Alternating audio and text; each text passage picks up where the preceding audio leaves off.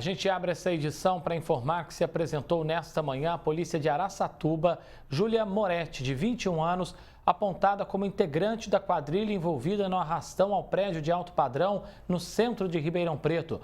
Felipe Urbinati traz os detalhes para a gente a partir de agora, porque, Felipe, inclusive a Júlia foi quem alugou, aquele apartamento no mesmo local, ou seja, nesse prédio no centro de Ribeirão Preto. Uma ótima tarde, bem-vindo, Felipe. Ótima tarde a você também, André, e a todos que nos acompanham. E isso faz dela uma peça fundamental. Pode não ser a principal, mas é muito importante em todo esse esquema. Hoje, dia 24 de novembro, uma data emblemática, 2 meses de que aconteceu esse arrastão, em 24 de setembro, e muitas novidades sobre esse caso. A Júlia se entrega, ela que foi escolhida a dedo pela organização criminosa, que precisava de uma acompanhante de luxo com desenvoltura suficiente para representar bem esse papel. Ela foi pessoalmente à imobiliária realizar o aluguel de um apartamento dentro do prédio que foi alvo do arrastão. Se passou pelo nome de Carolina Medeiros Camargo, usando documentos falsos. Inclusive, durante o tempo em que a quadrilha fazia o levantamento de informações internas do prédio, a Júlia teria se hospedado, de acordo com informações levantadas pela nossa produção, ela teria se hospedado num hotel na mesma região central da cidade para acompanhar a rotina desses moradores, destas vítimas que já tinham sido levantadas pelas redes sociais.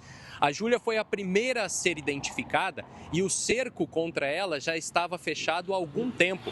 O delegado André Baldock falou com a nossa equipe. Vamos acompanhar. Estávamos apertando o cerco quando o advogado nos contactou, não só aqui a DEIC de Ribeirão Preto, mas também os colegas da DEIC de Araçatuba, e passamos por assim dizer, negociar a rendição dela, a apresentação dela. E isso está ocorrendo já há cerca de 10 dias. E na data de hoje, a Júlia se apresentou na DEIC de Araçatuba.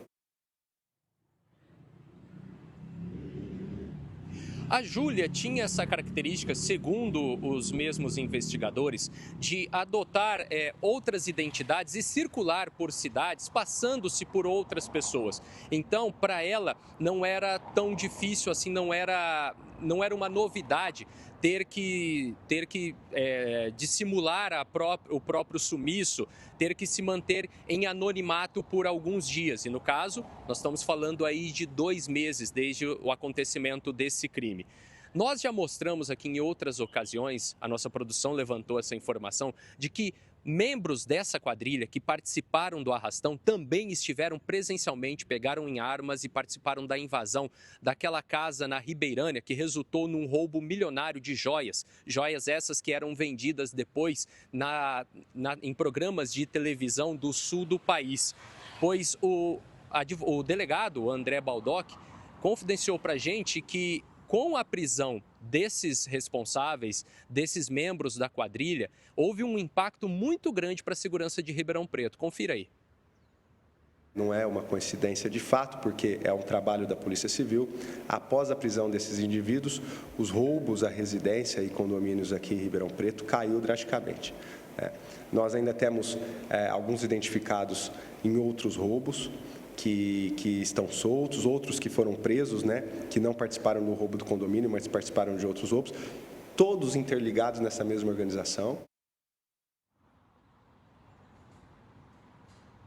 Vale compartilhar com a nossa audiência um dado muito interessante. O Ministério Público mesmo fez questão de destacar a importância e o brilhantismo do trabalho da Polícia Civil nessa mega investigação, porque eles acabaram desarticulando um esquema cinematográfico. Até aqui, a gente teve 17 decretações de prisões. Desses, 16 estão presos e apenas um foragido. O Emerson, conhecido também como Baiano. A participação também do Judiciário de Ribeirão Preto foi crucial, porque deu agilidade e permitiu que as autoridades pudessem trabalhar. Agora, mais uma novidade nesta data que tem sido muito quente para os meios policiais que estão trabalhando na investigação desse caso. O 18º membro dessa quadrilha foi identificado. O nome dele ainda não foi divulgado, mas nós temos um 18º participante desse mega assalto e o pedido de prisão dele deve ser expedido nas próximas horas, André. Agradeço você pelas suas informações, Felipe, ao vivo aqui com a gente. E seguindo nesse assunto, a gente fala agora com o Dr. José Márcio Mantello, ele que é advogado da Júlia Moretti, que se entregou hoje pela manhã lá na cidade de Araçatuba. Doutor, obrigado por aceitar o nosso convite, por estar falando aqui com a gente. Para começar, doutor, como foi essa entrega da Júlia? Era algo que já vinha sendo preparado para ela de fato se entregar na data de hoje? Doutor, muito boa tarde, bem-vindo aqui. Boa tarde a todos. Sim, já era algo que vinha sendo tratado desde o momento em que ela nos contactou e nos constituiu como seu advogado, né, como a defesa. Isso aconteceu mais ou menos há uns 12 dias atrás. E desde então ela vem se manifestando de uma maneira sistemática, dizendo que gostaria de se apresentar, de se entregar espontaneamente. Diante disso, nós começamos as tratativas com a autoridade policial aqui da DEIC de Araçatuba, que é a cidade natal dela, onde também residem os seus familiares, e principalmente a sua filhinha de 3 anos. Então, ela pediu que a única exigência dela fosse se entregar aqui em Araçatuba. Diante disso, nós fizemos todo o acordo, né, com a autoridade policial e, conforme nós havíamos prometido à autoridade policial, a apresentamos nessa manhã por volta das 9h50. Doutor, pelo que o senhor já falou com a Júlia, qual foi de fato o papel dela nesse assalto? Em algum momento ela quis deixar esse crime e foi impedida pelos membros da organização, doutor? Sim, pelo que a gente trabalha muito com transparência, né? Então eu sempre digo assim com os meus clientes, dizendo que eles podem mentir para quem eles quiserem, menos para o advogado deles, porque é o único que vai estar com eles até o final e para que a gente não seja lá na frente surpreendido. Então, ela abriu muito claramente para mim que ela, em tese, antes, ela estava trabalhando como acompanhante de luxo, né? E aí ela foi contratada por alguém para que passasse 4 dias, mais ou menos, com essa pessoa lá no litoral paulista. Estando lá com essa pessoa, ele começou a apresentar o plano desse assalto, dizendo, né, que ela, por ela ser uma pessoa de boa aparência, que falava bem e tudo mais, que o único papel dela seria tentar adentrar o condomínio, tirar algumas fotos e trazer para ele. Nada mais além disso. E ela, então, aderiu a esse plano, por necessidade financeira também, o que não justifica, mas esse foi o motivo dado por ela. E aí, feito esse trabalho, logo em seguida, ele começou a requerer outros tipos de serviço nos atos preparatórios.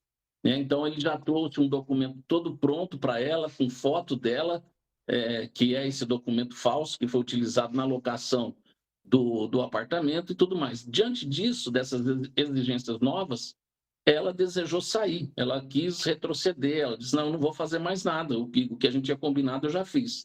E aí, diante disso, o aliciador disse, não tem mais como voltar atrás. Uma, porque você já conhece o nosso plano e você já viu o rosto de alguns de nós.